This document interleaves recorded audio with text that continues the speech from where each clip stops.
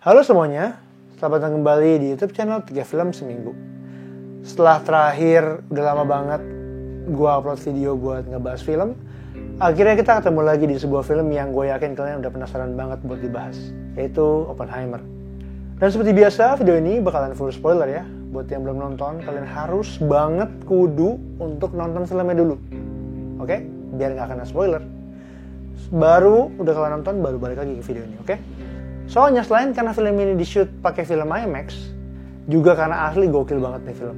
Lu harus nonton pakai format yang paling bagus lah, IMAX gitu. Ya sebelum nantinya bakal ada IMAX Max, kita nggak tahu ya. Oh ya, karena kan editor gue lagi super sibuk parah, jadi gue yang akan edit video sendiri. Jadi mohon maaf ya kalau agak-agak cutter dan super simple gitu, karena gue nggak jago editing. Ya udahlah, anyway kita langsung aja ke pembahasannya, oke? Biasanya gue akan membahas film itu dari openingnya. Nah, menurut gue kayaknya better kalau Oppenheimer itu dibahas per babak deh. Kayak babak pertama itu introduction dan konfliknya gitu. J. Robert Oppenheimer diperankan oleh Cillian Murphy, digambarkan sebagai seorang mahasiswa yang super antusias dengan fisika dan selalu mengejar pengetahuan. Ia rela pindah ke beberapa negara Eropa untuk belajar dari beberapa mentor fisika yang direkomendasikan oleh guru-gurunya pada saat itu. Hingga akhirnya ia lulus dan memulai perjalanannya sebagai seorang dosen di University of California, Berkeley dan juga California Institute of Technology. Hingga pada suatu hari ia direkrut oleh Jenderal Amerika Serikat pada saat itu, yaitu Leslie Groves, yang diperankan oleh Matt Damon, untuk memimpin Manhattan Project untuk membuat bom atom sebelum Nazi membuatnya. Di babak satu ini kita juga dikasih snippet sedikit tentang hubungan Oppenheimer dengan Lewis Strauss, yang diperankan oleh Robert Downey Jr. yang mengajaknya bergabung ke AEC, Atomic Energy Commission. Menurut gue sih, Nolan di babak satu ini udah cukup banget ya untuk ngasih semua yang kita butuhin gitu. Kayak background cerita, introduction, konflik utama, terus juga mempersiapkan penonton tuh buat apa ya?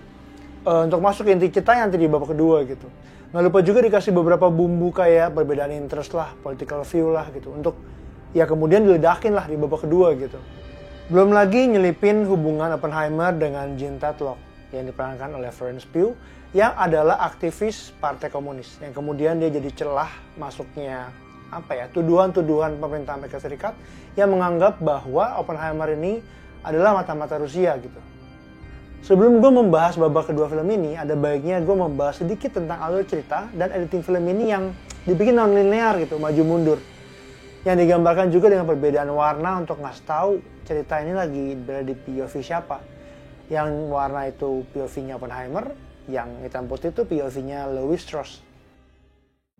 Nah, di babak kedua ini menurut gue tuh main course-nya gitu. Menu utama lah boleh dibilang. Mulai dari pembuatan Manhattan Project di Los Alamos, New Mexico, perselingkuhan Oppenheimer dengan beberapa wanita lainnya, penolakannya terhadap bom hidrogen karena menurut dia itu berlebihan dan kayaknya berbahaya buat orang lain gitu. Terus juga dugaan Oppenheimer seorang mata-mata Rusia, sampai akhirnya bom diledakin pas 2/3 dari film. Kayak boleh dibilang babak 2 yang akhir gitu. Kalian sadar gak sih? Dan menurut gua, detik-detik preparation uji coba ledak bom atom Trinity jadi salah satu momen di perfilman ya sejauh ini yang super menegangkan banget. Deg-degan banget gua nontonnya. Dari scoringnya, sound design-nya, kamera movement-nya, framing-nya gitu kayak penonton tuh benar-benar masuk gitu ke dalam uji coba ledakannya itu yang Trinity. Itu dan jeniusnya lagi, waktu momen ledakin bomnya itu benar-benar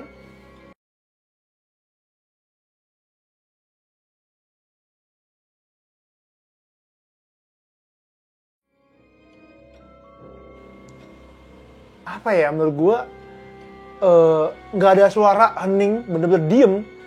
Terus seluruh penonton di bioskop tuh diem semua. Terus dikasih sound design kayak napas gitu. Kayak seolah-olah tuh itu kita gitu. Penonton yang napas, yang kayak sesak gitu, kayak deg-degan gitu. Di dalam situ gitu kita. Di dalam ruangannya si Oppenheimer, benar-benar kita ada di sana, di Los Alamos, di situs ya meledakin bom atom itu. Gue berasa banget kayak gue tuh di situ gitu. Itu gila banget sih. Nah, setelah itu kejadian, kita dikasih lihat tuh perubahan karakter Oppenheimer yang jelas banget gitu. Dari yang awalnya dia tuh ngerasa dia tuh mengemban tugas begitu penting untuk melindungi dunia Amerika Serikat dari Hitler gitu, sampai muncul halusinasi korban bom atom buatannya dia gitu. Jadi kayak rasanya kemenangan tapi kalah gitu, hampa lah rasanya. Babak akhir film ditandai dengan adanya dorongan dari Presiden Amerika Serikat saat itu, Harry Truman, yang diperankan gila banget oleh Gary Oldman, padahal cuma 5 menit loh scene-nya. Dia tuh nge-push Oppenheimer untuk suruh bikin weapon yang lebih gila lagi, karena kayaknya menurut dia Rusia dan Jerman tuh udah catch up bom atomnya Oppenheimer gitu. Ya itu yang bikin Oppenheimer tuh kayak langsung mati rasa gitu. Ya dan juga Oppenheimer juga mencoba untuk bilangin Strauss buat nge-share aja lah rahasia bom atom ini ke Rusia supaya nggak diulangin lagi gitu, supaya nggak diledakin bom atom gitu. Yang kemudian kita tahu ditolak mentah-mentah oleh pemerintah Amerika Serikat gitu. Terus plot twist yang lumayan nyebelin tuh adalah tiba-tiba ya ternyata Strauss-nya yang dalang semua tuduhan-tuduhan Oppenheimer adalah mata-mata Rusia gitu. Terus juga karena ya dendam pribadi karena dia merasa dipermalukan di publik kan pada waktu itu. Terus juga rekan kerja Oppenheimer sendirilah yang adalah seorang mata-mata Rusia, yaitu si Klaus Fuchs itu. Kemudian akhirnya Oppenheimer tuh terbukti bukan mata-mata Rusia, tapi security clearance-nya dicabut gitu.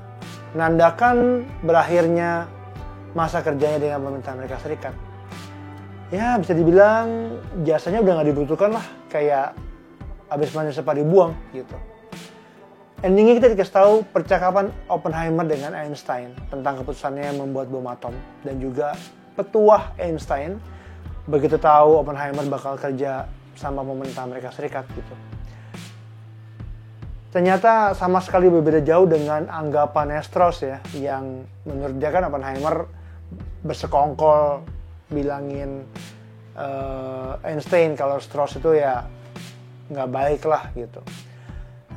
Kemudian Oppenheimer nampaknya juga sadar bahwa dia tuh udah melakukan kesalahan dengan membuat bom atom kan. Kayak dia tuh udah memulai chain reaction lah, reaksi beruntun dan akan menghancurkan dunia gitu. Dan rasanya tuh kayak nggak lengkap lah ngebahas Oppenheimer tuh nggak dari sound design-nya dan juga scoring-nya yang dari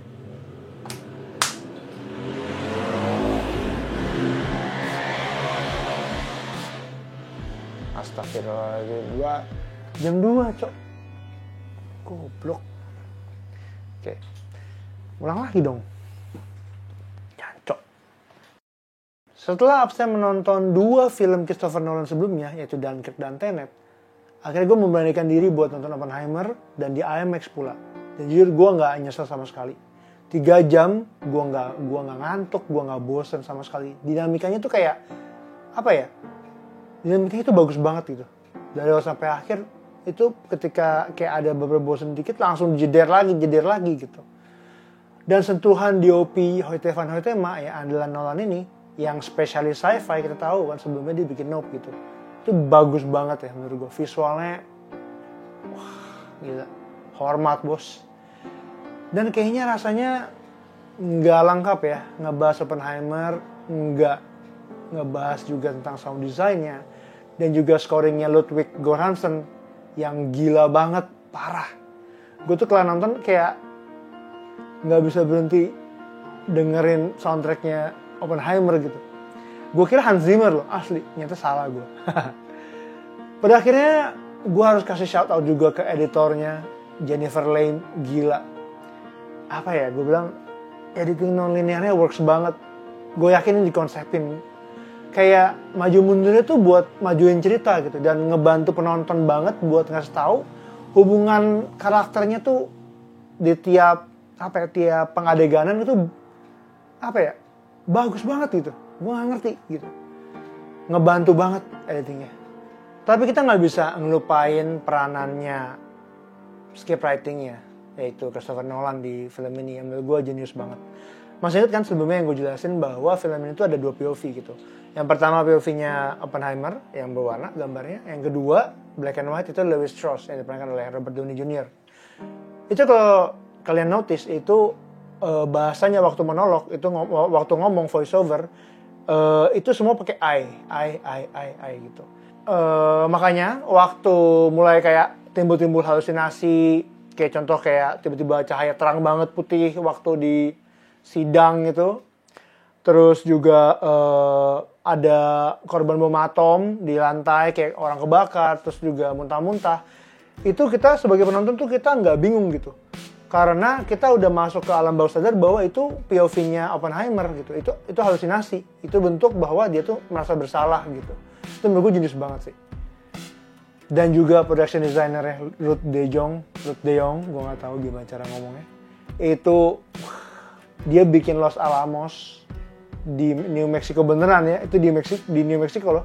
Dari padang gurun sampai jadi kota, itu dia riset dulu. Bikin dari scratch, dari nol sampai jadi kota. Karena katanya Christopher Nolan itu ngebantu aktor buat kayak rasanya kayak lu lagi di lokasi beneran gitu. Kayak lebih feel gitu. Gila sih, keren banget. Dan ternyata hampir 1% syuting Oppenheimer tuh di lokasi, bukan di studio ya. Kita tahu kan Hollywood kan biasanya studio gitu, luar biasa. Untuk penonton awam kayak gua yang gak baca bukunya Kuiper dan Martin Sherwin yang judulnya American Prometheus, jujur gue enjoy banget nonton filmnya. Dan kayak rasanya tuh belajar sedikit lah tentang sejarah gitu, bapak penemu bom atom. By the way, Christopher Nolan bilang film ini hampir nggak ada CGI loh. Karena menurut dia, computer generated image itu nggak akan bisa ngasih perasaan senyata barang-barang di practical, barang-barang di onset gitu. Ya bukan berarti ledakan bom atom yang uji coba Trinity itu beneran bawa bom atom ya. Cuman dia barengan sama tim visual effect dan special effect dipimpin oleh Scott Fisher dan Andrew Jackson. Mereka tuh bikin kayak semacam efek ledakan gitulah. Kayak dengan bantuan akuarium raksasa, terus bola pingpong, magnesium, bubuk mesiu, dan bensin dan lain-lainnya gitu. Keren banget ya. Semua dibikin practical on set. Menurut gue cerita Oppenheimer tuh menarik dan bagus banget. Rapi pembabakannya dari awal sampai akhir. Konfliknya nggak stagnan, stake-nya makin lama makin besar sampai pada akhirnya meletus. Sama seperti bom atom di Nagasaki dan Hiroshima. Gue juga merasa kayaknya harus kasih notes untuk beberapa scene yang menurut gue cukup menarik ya. Kayak yang pertama itu waktu Oppenheimer tahu Jean Tatlock itu mati bunuh diri. Terus kedua waktu Kitty ngelawan Roger Robb gitu. Terus yang ketiga, gue nggak bisa kita nggak bisa lupain lah range of actingnya Robert Downey Jr. yang memerankan Louis Strauss di film ini gila keren banget. Menurut gue sih Oscar worthy lah buat best supporting actor gitu. Nah ngebahas sedikit tentang scene Oppenheimer yang tergeletak tak berdaya pas denger Jean Tatlock itu mati bunuh diri. Itu jadi satu scene yang menurut gue penting gitu. Itu bikin gue atau ya kita sebagai penonton jadi ngerasa bahwa si Oppenheimer ini bukan seorang ilmuwan yang sekadar ilmuwan aja gitu, yang heartless, emotionless gitu, seperti yang ditunjukin gitu. Jadi berasa lebih berasa vulnerable lah, dia tuh manusia juga gitu. Jadi agak bersimpati sama dia gitu.